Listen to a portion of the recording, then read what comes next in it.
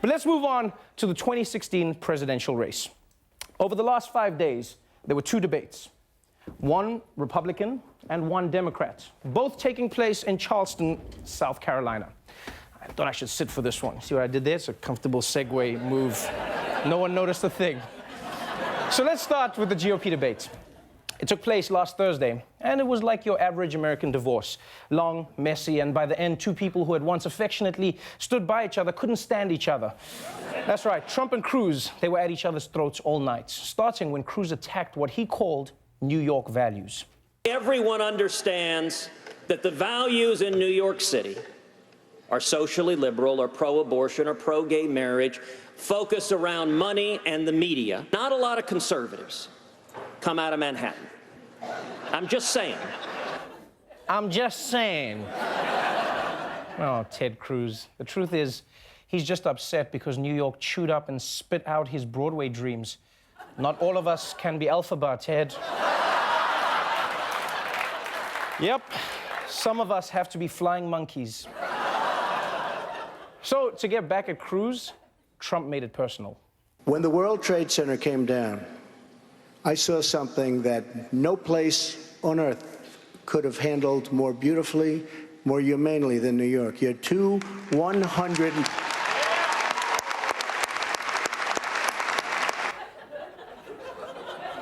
I have to say, I've never been more impressed with Donald Trump. Because not only is he making Ted Cruz look like a dick, but because Trump brought up 9/11, Ted Cruz has to stand there and applaud Trump while he does it. That's like getting a guy to cheer for you as you make love to his wife. Excellent thrusting motion, Mr. Trump.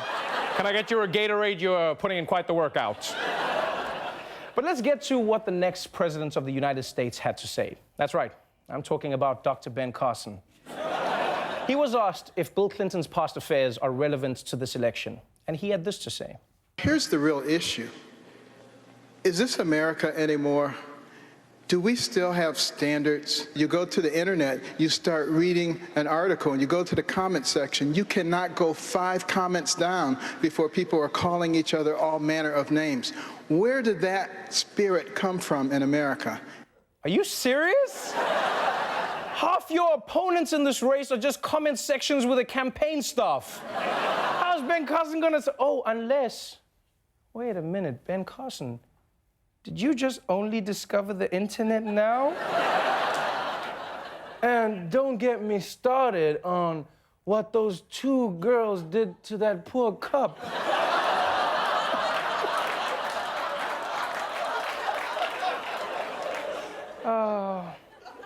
And so, moving forward to last night, we had the Democratic debates, which, for a change, wasn't the boring, well-educated sibling.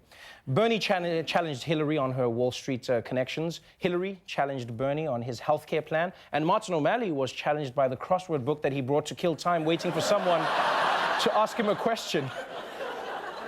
Now, the Democratic debate was sponsored by YouTube, which meant we had to watch the first 5 seconds of T-Mobile ads before we could skip to the questions.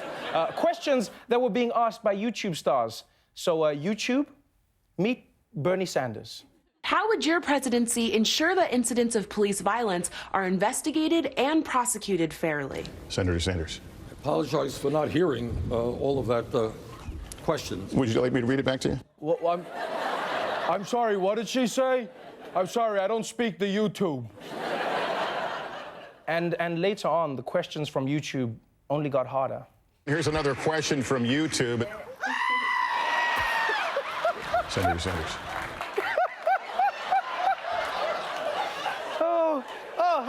How great would it be if Bernie Sanders understood that question? It was like, yes, that goat gets it. There is too much money of Wall Street in politics. That's right, feel the burn. But you know what? That little moment aside, this debate was really all about Bernie Sanders. I mean, he's now neck and neck with Hillary in many polls, and he got the most speaking time at the debate. So naturally, Hillary went after his record really, really hard. But I believe Bernie Sanders when he says he's not bound to Wall Street banks, because there's something about him that makes him look like he invests his money in cereal boxes around his house. But But jokes aside, Bernie was so in the zone last night, he didn't even have to speak to get his points across.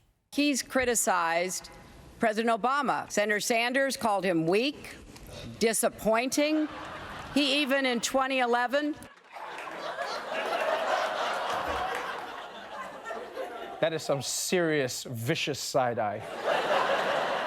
That's the look you give your roommate when he tells you that he bought a second snake. I didn't know you had a first snake. You know, I really had so much fun watching both of these debates. But they were so close together. I mean, it was 2 debates in 4 days, and it made me ask the question, why not just combine the debates? And I know that's not how it works with the two parties here, but just think about it. Think about it like an all-star break. Because the way it works now, we may never get to see Trump versus Bernie, or Hillary versus Cruz, or Carson versus a lullaby. Never stood a chance against those treetops. And all that trash that everyone's talking, they'd get to do it straight to each other's face. This president allows lawlessness throughout this country. President Obama has led our country out of the Great Recession. My good friend, Donald Trump, beating him by 19 points in New Hampshire. President Obama is not protecting American workers, and we are getting hammered. And I'm going to defend President Obama for taking on Wall Street, taking on the financial industry, and getting results. Hillary Clinton is disqualified from being Commander-in-Chief of the United States. That is not what I've heard. Let me leave it at that. You see, it's amazing. It's amazing. But the best reason for combining the debates would be because we could have watched Bernie Sanders giving more side-eye. Bernie Sanders and Hillary Clinton will say it's those evil rich people. It's not the evil rich people. It's the evil government. I, like everybody on the stage, no one is a socialist. No one here is under FBI investigation. And I know Bernie, and I can promise you he's not going to be president of the United States. I love it so much. Bernie Sanders is the cutest old man ever.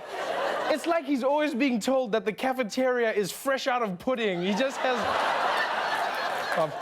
I'm sorry, Mr. Sanders.